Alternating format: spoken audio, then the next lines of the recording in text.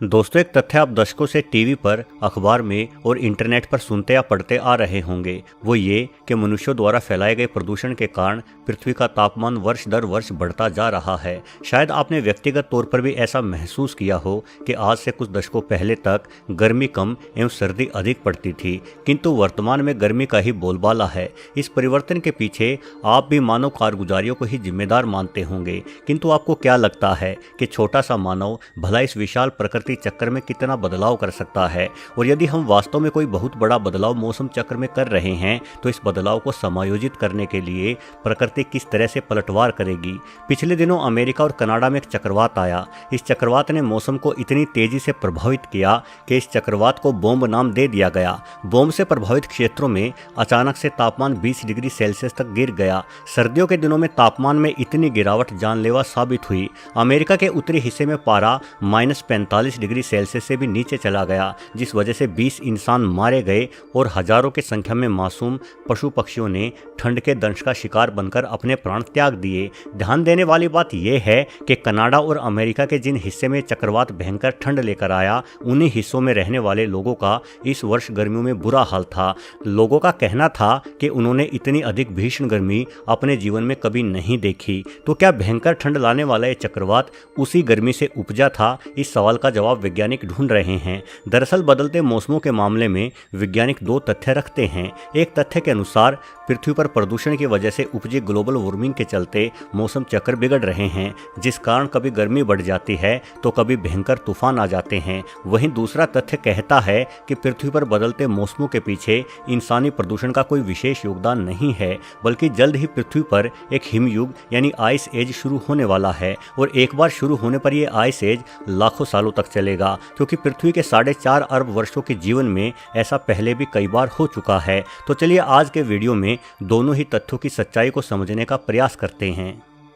दोस्तों, हमारी पृथ्वी अपनी धुरी पर 23.5 डिग्री झुकी हुई है और इसी झुकी अवस्था में ही पृथ्वी सूर्य के चारों ओर घूम रही है, जिस वजह से पृथ्वी का आधा हिस्सा सूर्य के नजदीक होता है और आधा हिस्सा सूर्य से दूर। मौसम परिवर्तन के पीछे पृथ्वी का झुकाव ही सबसे बड़ा कारण है। इसके अतिरिक्त ये झुकाव मौसम के साथ साथ दिन और रात होने के घटनाक्रम को भी प्रभावित करता है। उदाहरण के लिए यदि आप नॉर्वे देश के शहर ट्रोम्सो की बात करें, तो ये शहर पृथ्वी के उत्तरी गोलार्ध के बहुत पास पड़ता है, जिस कारण से गर्मी के दिनों में तो यहाँ कई महीनों तक सूर्यास्त ही नहीं होता, जबकि सर्दी के दिनों में यहाँ सूर्य उदय नहीं होता, क्योंकि सर्दियों के दिनों में पृथ्वी के झुकाव के कारण यह शहर सूर्य से दूर चला जाता है और गर्मियों में पास आ जाता है। जहाँ तक मौसम परिवर्तन की बात है, तो पृथ्वी के झुकाव के साथ साथ पृथ्वी पर पड़ने वाली गर्मी और सर्दी इस बात पर भी निर्भर करती है कि पृथ्वी सूर्य का चक्कर लगाते समय अंतरिक्ष में किस जगह पर मौजूद है। आपने ज्यादातर मौकों पर अपने सौरमंडल का कुछ इस तरह का मॉडल देखा होगा।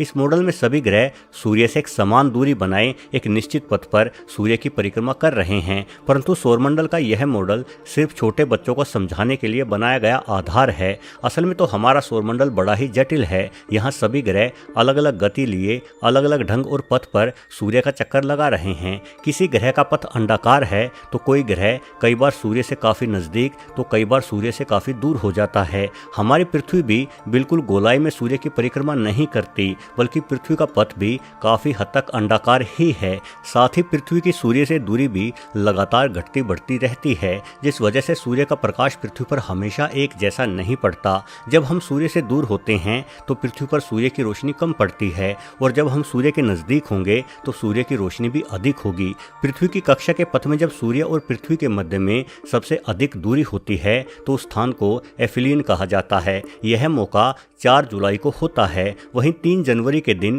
पृथ्वी सूर्य के सबसे पास वाले स्थान पर होती है। इस स्थान को पेराहिलियन कहा जाता है। इस दिन सूर्य का प्रकाश पृथ्वी पर 7% अधिक पड़ता है। हालांकि हमारे भारत में जुलाई की बजाय जनवरी का महीना सबसे सर्द होता है, क्योंकि भारत पृथ्वी के उत्तरी गोलार्ध वाले हिस्से में है और पृथ्वी के झुकाव के कारण इस हिस्से पर जनवरी के महीने में सूर्य का प्रकाश सीधा नहीं पड़ता। लेकिन पृथ्वी के दक्षिणी गोलार्ध में स्थित देशों में जनवरी का महीना काफी गर्म होता है। उदाहरण के लिए यदि ऑस्ट्रेलिया के मध्य की बात की जाए तो यहाँ जनवरी के महीने में तापमान 40 डिग्री सेल्सियस से भी अधिक बना रहता है।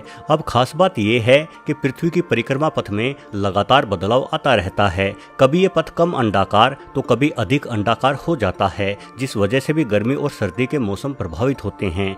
पृथ्वी की परिक्रमा पथ में बदलाव बहुत लंबे समय में आते हैं और ये बदलाव लंबे समय तक बरकरार भी रहते हैं। प्रत्येक 93,000 सालों में पृथ्वी की सूर्य के चारों ओर घूमने की कक्षा और ज्यादा अंडाकार हो जाती है, जिस कारण जनवरी के महीने में पृथ्वी पर 7% अधिक पड़ने वाला सूर्य का प्रकाश 23% अधिक हो जाता है। हालांकि आधुनिक विज्ञान के दम पर इंसानों के पास पृथ्वी की परिक्रमा पथ के बारे में सिर्फ कुछ दशकों की ही जानकारी है, इसलिए लंबे समय में आने वाले इन बदलावों को पूरी तरह से जाना नहीं गया है। किंतु जानकारों का मानना है कि वर्तमान समय में पृथ्वी का पथ कहीं अधिक अंडाकार है, जिस वजह से भी पृथ्वी पर सर्दियां कम और गर्मी अधिक महसूस की जा रही है। दोस्तों, मौसम परिवर्तन के कुछ कारण ऐसे भी हैं जिनके बारे में शायद हम कभी जान ही नहीं पाएंगे। वास्तव में जिस तरह से पृथ्वी सूर्य की परिक्रमा कर रही है, उसी प्रकार से हमारा सूर्य भी हमारी आकाश गंगा में लगातार गतिमान है एवं सूर्य के साथ पृथ्वी समेत सभी ग्रह भी आकाश गंगा में लगातार एक अनजान रास्ते की ओर बढ़े जा रहे हैं।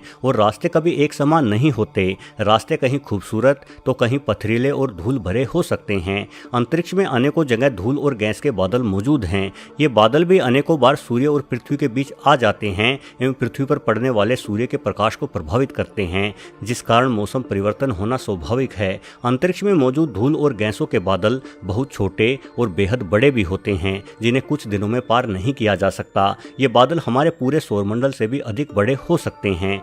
हमारी पृथ्वी पर कई बार हिमयुग आए हैं। अंतिम हिमयुग करीब 10,000 वर्षों पहले ही खत्म हुआ है। हिमयुग आने के पीछे का एक कारण पृथ्वी की अंतरिक्ष में यात्रा भी हो सकती है। जब से मनुष्यों ने औद्योगिकरण शुरू किया है, तभी से हम अनगिनत मात्रा में ग्रीन हाउस गैसें पृथ्वी के वायुमंडल में छोड़ चुके हैं। ये गैसें पृथ्वी पर तापमान को बढ़ा रही हैं, परंतु जलवायु वैज्ञानिकों के अनुसार ये ग्लोबल वार्मिंग एक दिन प्रकृति से हार जाएगी। प्रत्येक 10,000 सालों में पृथ्वी पर पड़ने वाली ठंड बढ़ना शुरू हो जाती है और अब एक बार फिर से पृथ्वी पर हिमयुग की शुरुआत होने का समय आ गया है।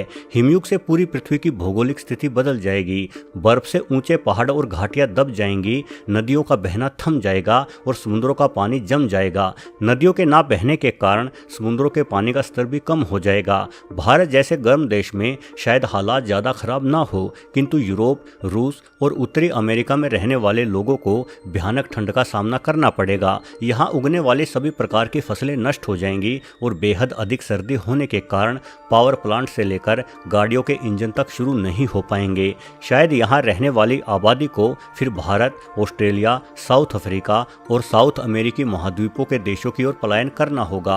पृथ्वी का सीमित हिस्सा निश्चित तौर पर इतनी बड़ी आबादी को नहीं संभाल सकता, जिस कारण चारों ओर भुखमरी का ही अस्तित्व होगा। वास्तव में प्रकृति की शक्ति असीम है। हम इंसान प्रकृति का दोहन केवल तभी तक कर पा रहे हैं जब तक माँ प्रकृति हमारे अनुकूल है, वरना हमारे उद्योगों से लेकर हमारे अस्तित्व तक को प्रकृति कुछ क्षणों में ही नष्ट कर सकती है।